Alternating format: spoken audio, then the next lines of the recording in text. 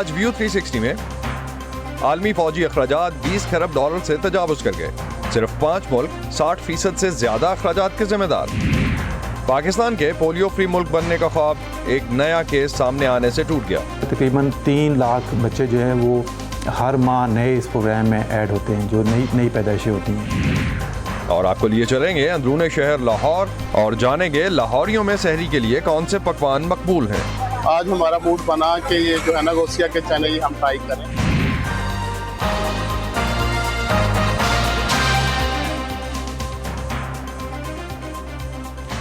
Voice of امریکہ کے Washington studios میں آپ سب کو خوش آمدید. آپ دیکھ رہے ہیں پروگرام ویو 360 اور میں ہوں اسد اللہ خالد. 2021 کے اختتام تک دنیا کی معیشت کا حجم 940 کھرب ڈالرز تک پہنچ چکا ہے. ایک طرف عالمی معیشت ترقی کر رہی ہے اور ساتھ ہی ساتھ سیکیورٹی کے خدشات اور خطرات میں بھی اضافہ ہو رہا ہے. گزشتہ سال پہلی بار دنیا کے دفاعی اخراجات کا حجم بھی 20 کھرب ڈالر سے تجاوز کر گیا. عالمی فوجی بجٹ میں گزشتہ 7 سال سے مسلسل اضافہ ہو رہا ہے. تنازعات، دفاعی ساز و سامان، اسلحے کے کنٹرول اور ہتھیاروں میں تخفیف جیسے موضوعات پر تحقیق کرنے والے عالمی ادارے stock home international peace research institute کی رپورٹ کے مطابق دنیا بھر میں مجموعی فوجی اخراجات پہلی بار 20 کھرب ڈالر سے تجاوز کر گئے ہیں. سپری کے جاری کردہ تازہ ترین اعداد و شمار بتاتے ہیں کہ کووڈ-19 کی وجہ سے اقتصادی مشکلات کے باوجود عسکری اخراجات میں اضافہ ہوا ہے. اس رپورٹ میں مزید کیا کہا گیا ہے؟ فائزہ بخاری ہمارے ساتھ اسٹوڈیوز میں موجود ہیں، ان سے جانتے ہیں. فائزہ، سب سے زیادہ فوجی اخراجات کن ممالک کے ہیں اور اس رپورٹ کے مطابق کیا ڈیٹیلز سامنے آئی ہیں اس کی؟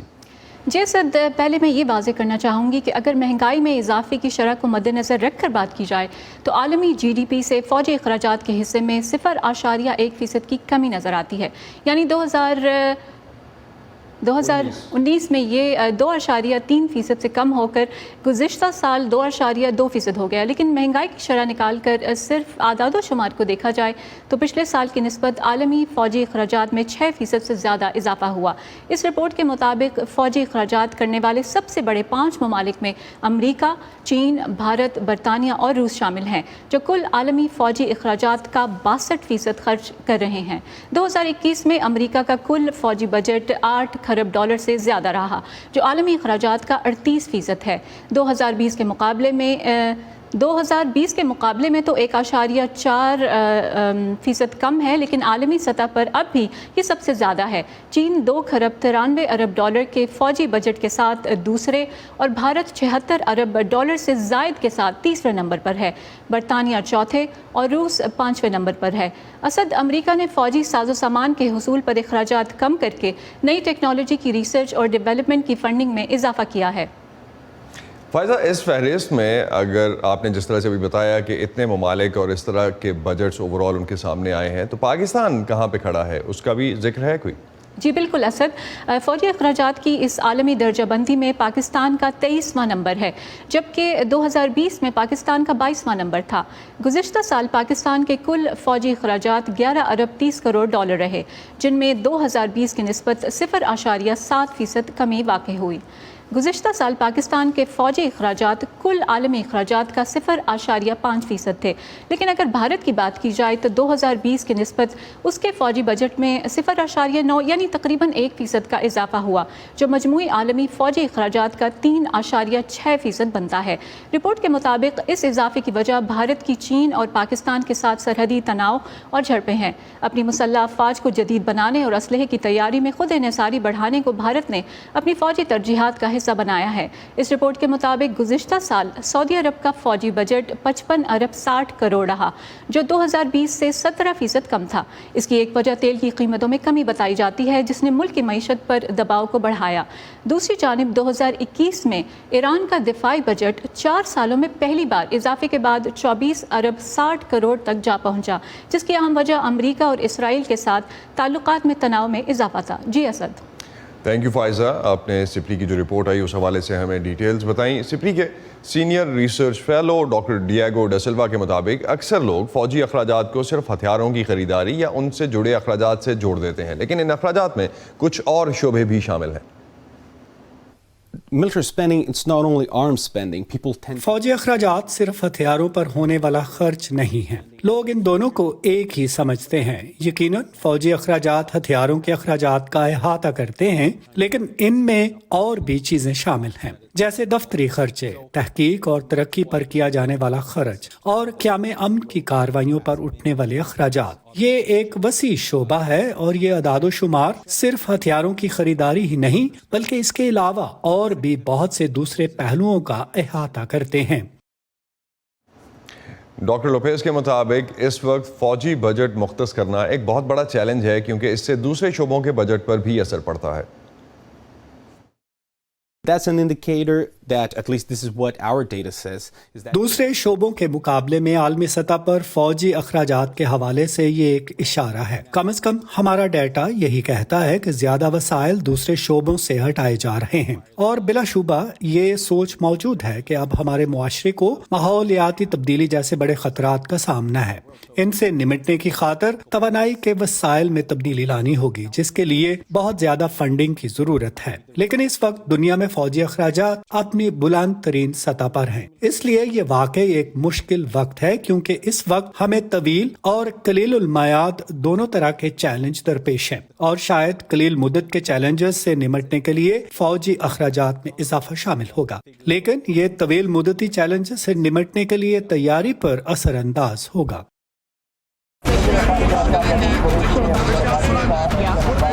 खबरों के पीछे नहीं भागते, हम कहानियां ढूंढते हैं, आम लोगों की खास कहानियां। मैं कोई उनसे अलग मखलूक तो ना थी, तो क्यों ना मैं एक ऐसा काम करूं कि जिसमें मैं महारत हासिल करूं, और वो नेकी क्या हो, जो छोटी छोटी कोशिशों से बदल रहे हैं बेशुमार जिंदगियां। मुझे जब भी जरूरत हुई मुझे इन्होंने माशाल्लाह कर्जा दिया और मेरा कारोबार बहुत अच्छा चला। ला रहे हैं अपने इर्द गिर्द बड़ी तब्दीलियां। अक्सर जो यहाँ बच्चे हैं वो भीख मांगने वाले बच्चे हैं, और जब ये बच्चे स्कूल में आए तो बहुत सारे बच्चे खुश हो रहे थे। आज वहीं और यहाँ बेहिचक अपने प्लांटों पर, मतलब अपने गोट के प्लांट पर आती हैं, पानी भरती है। हम जाते हैं खबरों से आगे। मैं हूँ नीलोफर मुगल, समन खान, सादिया ज़ेबरान झा, उमर फारूक, चित्राइडार, जीती आरानी, मुर्तज़ा ज़हरी। U360 में आप सबको खुशामदीद। हम हैं voice of America.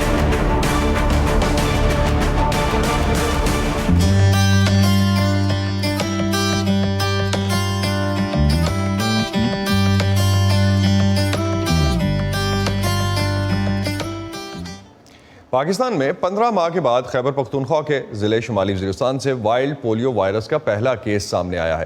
Global polio eradication programme के आदादो शुमार के मुताबिक इस नए केस के सामने आने के बाद इस साल अब तक पूरी दुनिया में रिपोर्ट होने वाले पोलियो केसेस की कुल तादाद 3 हो गई है। शुमाली वज़ीरिस्तान में रिपोर्ट होने वाले इस केस से पहले एक पोलियो केस अफगानिस्तान में और दूसरा अफ्रीकी मुल्क मलावी में सामने आया था।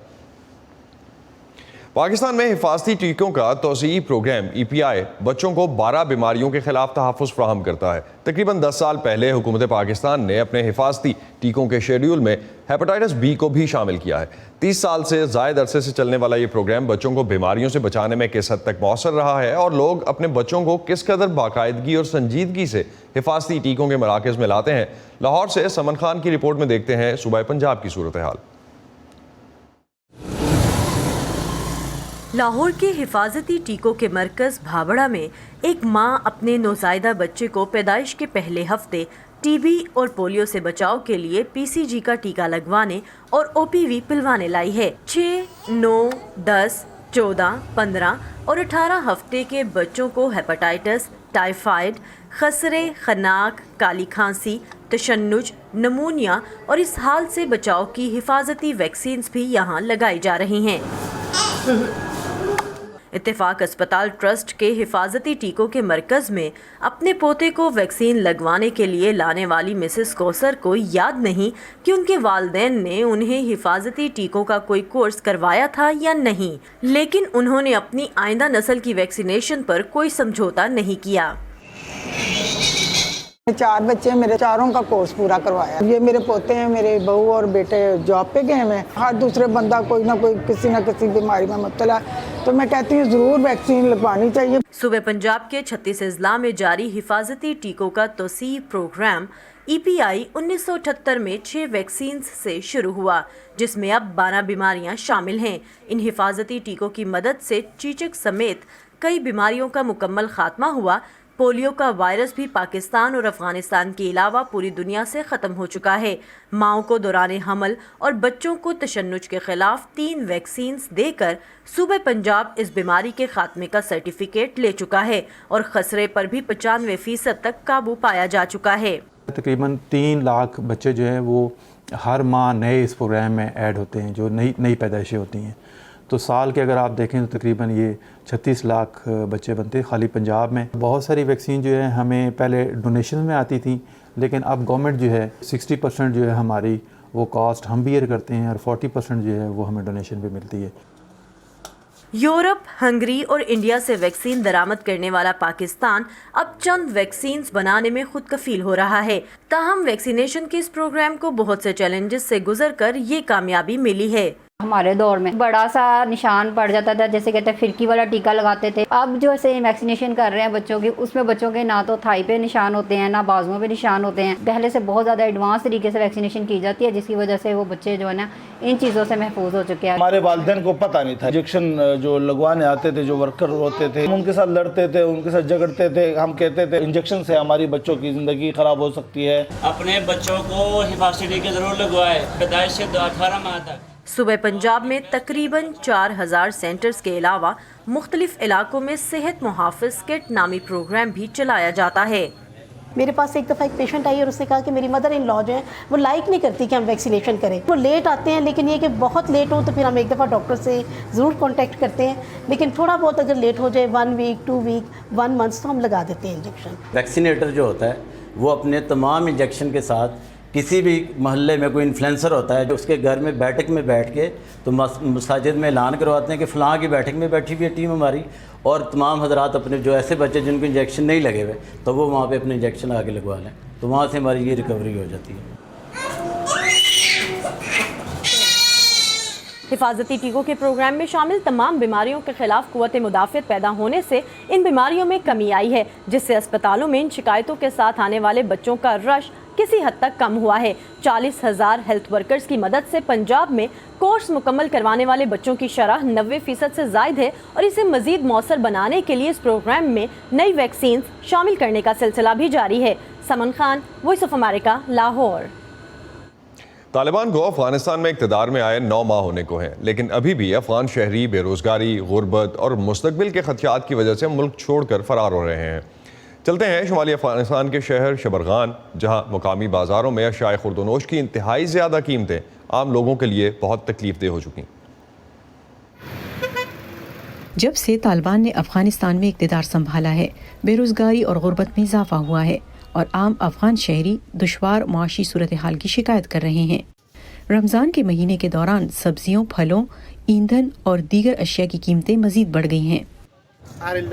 بے حسی کے رویے کی وجہ سے اس سال قیمتوں میں تیزی سے اضافہ ہوا ہے اور لوگوں کی معاشی صورتحال کمزور ہے۔ بے روزگاری میں بڑے اضافے کی ایک وجہ حکومت کی تبدیلی ہے۔ ہمارا غیر ملکیوں سے رابطہ ختم ہو گیا ہے۔ علاقے کے لوگوں کا کہنا ہے کہ یوکرین کا تنازع بھی کسی حد تک افغانستان میں قیمتوں میں اضافے کا سبب بنا ہے، کیونکہ روس سے مصنوعات آنا بند ہو گئی ہیں اور افغانستان پر دنیا کی توجہ کم ہو گئی ہے۔ افغانستان ایک غریب ملک ہے، جہاں بھی جنگ ہوتی ہے یہاں قیمتیں بڑھ جاتی ہیں۔ مصنوعات روسی علاقے سے آ رہی تھیں، اب آنا بند ہو گئی ہیں۔ عتیق اللہ متین نے ازبکستان کی ترمیز اسٹیٹ یونیورسٹی سے معاشیات میں گریجویشن کی ہے۔ ان کا خیال ہے کہ اندرونی اور بیرونی دونوں عوامل نے افغانستان کو ایک مشکل صورتحال سے دوچار کیا ہے۔ طالبان کی آمد کے ساتھ ہی سینکڑوں تاجر افغانستان سے چلے گئے اور انہوں نے دوسرے ملکوں میں سرمایہ کاری کی۔ اسی دوران ملک کے $7 ارب کے فنڈز امریکہ میں منجمد ہیں، کارخانے بند پڑے ہیں اور نتیجے میں ہزاروں لوگ اپنی ملازمتوں سے محروم ہو گئے ہیں۔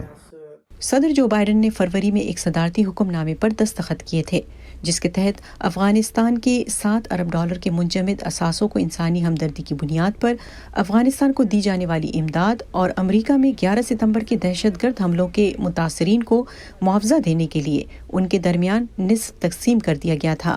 ایک ایسے ملک میں جہاں کوئی روزگار یا آمدنی سامنے نظر نہیں آ رہی، ہزاروں افغان شہری روزانہ ملک چھوڑنے پر مجبور ہیں۔ عبد البصیر الغار کی رپورٹ کے ساتھ نیلوفر مغل، وائس آف امریکہ۔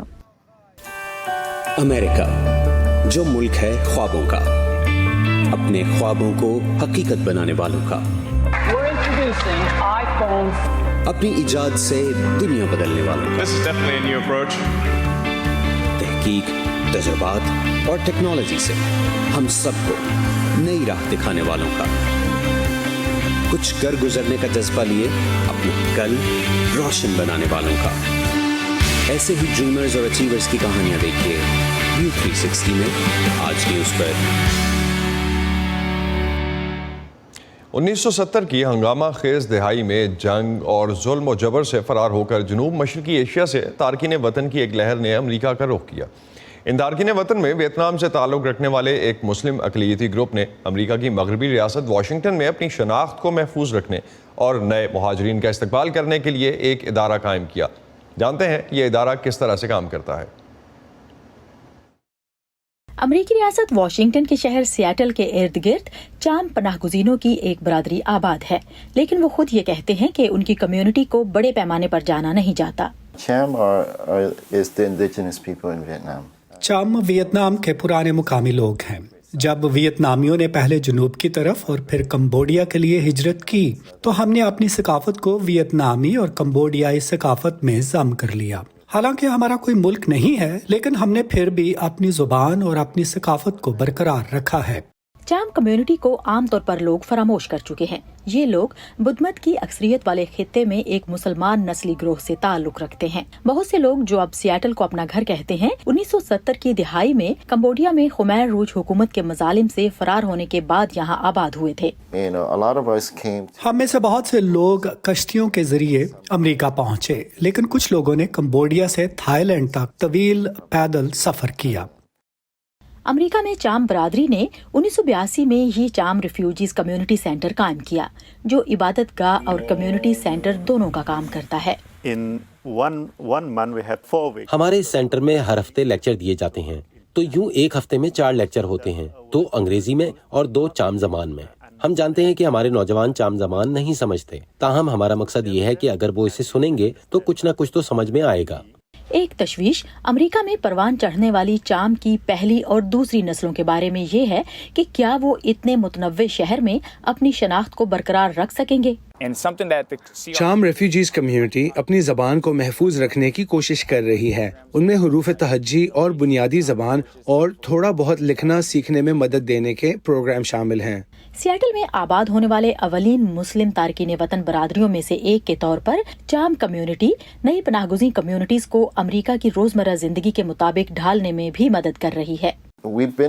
हम भी ऐसे ही हालात से गुजरे हैं, हमने भी ये वक्त देखा है, इसलिए हम उन लोगों की जिन्हें इस वक्त हमारी जरूरत है मदद कर रहे हैं।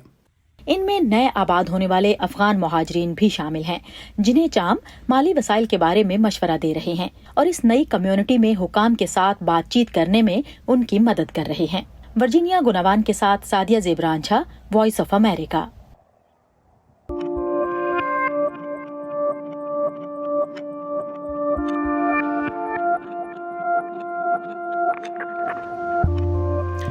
पिछले 2 सालों में कोविड-19 ने बहुत से अफराद की जिंदगियों को मुतासिर किया, लेकिन इस वबा के दौरान कई ऐसे लोग भी थे जिन्होंने नए अछूते आइडियाज़ और मुनफरद करियर्स के बारे में सोचा। आज के सिंपली अमेरिका में हम आपकी मुलाकात रियासत कैलिफोर्निया के एक ऐसे ही शख्स से करवाएंगे जिनकी खाने और तारीख में दिलचस्पी से उन्हें खाने की तारीखी रेसिपीज़ को बुनियाद बनाकर अपना एक मुनफरद यूट्यूब चैनल बनाने का मौका मिला।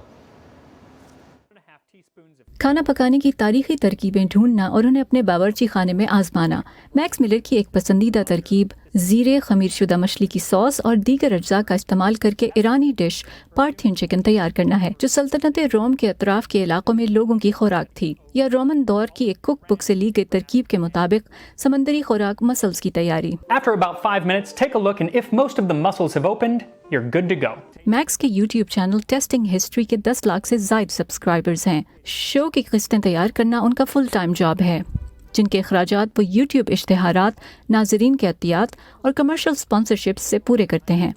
Max Miller Walt Disney pictures में मार्केटिंग और डिस्ट्रीब्यूशन के लिए काम किया करते थे, लेकिन वबा के बाइस उन्हें काम से छुट्टी पर भेज दिया गया और खाना पकाने का चैनल मशगले की जगह उनकी मुस्तकिल जॉब बन गया। क्योंकि उस वक्त मेरे पास बहुत वक्त था, क्योंकि कुछ और करने को नहीं था। پیسٹریز کی تراکیب میں انہیں خاصی دلچسپی ہے اور زمانے قدیم یا جدید دور کی تراکیب انہیں مل جائیں تو وہ انہیں آزمانے کے لیے تیار رہتے ہیں۔ دمبے کے گوشت اور چقندر کے سالن کی یہ 4000 سال پرانی بابل کے دور کی ترکیب ذائقے میں روایتی سلاوی ڈش بورشٹ جیسی ہے۔ یہ دیکھنا بہت دلچسپ ہے کہ کیسے یہ ڈشز اگر اچھی ہوں تو زمانوں تک موجود رہتی ہیں۔ And here we are, Melos Zomos, Spartan black broth. Food and history and I don't have... کھانا اور تاریخ، میرا کسی قسم کا کوئی بجٹ نہیں۔ میں اپنے کچن کاؤنٹر پر بیٹھتا ہوں، اتنا چھوٹا کچن جو فلمنگ کے قابل بھی نہیں۔ میں نے نہیں سوچا تھا کہ کوئی دیکھے گا بھی، لیکن وہ یہ دیکھ رہے ہیں۔ اور پھر لاکھوں ناظرین کھانا پکانے کے ان کے ایڈونچر کا حصہ بننے لگے۔ مائک اوسلیون کے ساتھ فائزہ بخاری، وائس آف امریکہ۔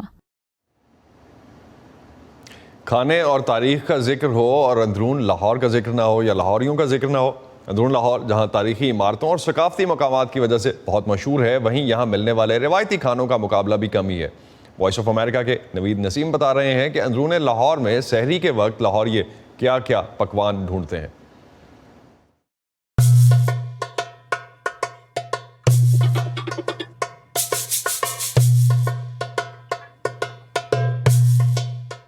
پاکستان کا دل لاہور اور لاہور کی پہچان اندرون تاریخی شہر جو دنیا بھر میں ایک الگ پہچان رکھتا ہے۔ لمبی پتلی گلیوں اور تاریخی مقامات کے علاوہ اس علاقے کی پہچان یہاں ملنے والے روایتی کھانے بھی ہیں۔ آج ہم آپ کو بتائیں گے کہ سحری میں یہاں کیا کچھ ملتا ہے اور یہاں کے رہائشی سحری میں کیا کچھ کھانا پسند کرتے ہیں۔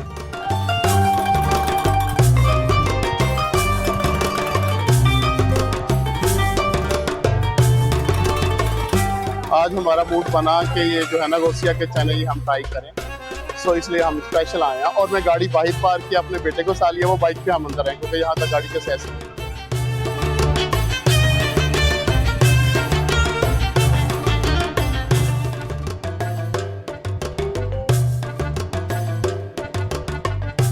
روزوں کے اندر ہماری ہوتی ہے عصر کی نماز سے لے کے سحری تک ہم نہاری دیتے ہیں۔ ویسے تو نہاری ہماری 2 بجے ہی ختم ہو جاتی ہے عموماً سحری سے پہلے ہی، لیکن ہماری کوشش یہی ہوتی ہے کہ سحری تک آپ کو نہاری ملے۔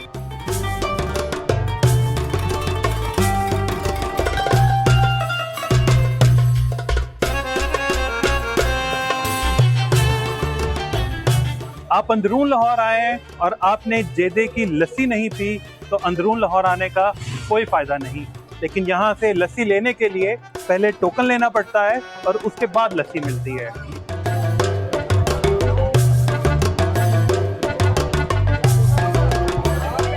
میں گجرانوالہ سے آیا ہوں اسپیشل جیدہ لسی پینے کے لیے، اور اس طرح کی لسی آپ کو شاید کم ہی ملے۔ سنا تھا کہ یہاں پہ مشہور لسی بکتی ہے تو اس لیے ہم آ گئے آج۔ ہم نے کہا تھا دیکھتے کیا ٹیسٹ ہے۔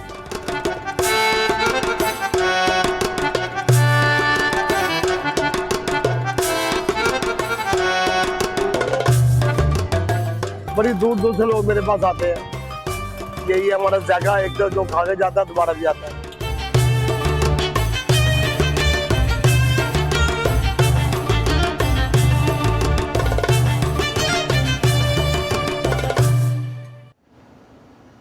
امریکہ میں تو ابھی روزہ شروع ہوا ہے اور افطار میں شاید 12 سے زیادہ گھنٹے باقی ہیں۔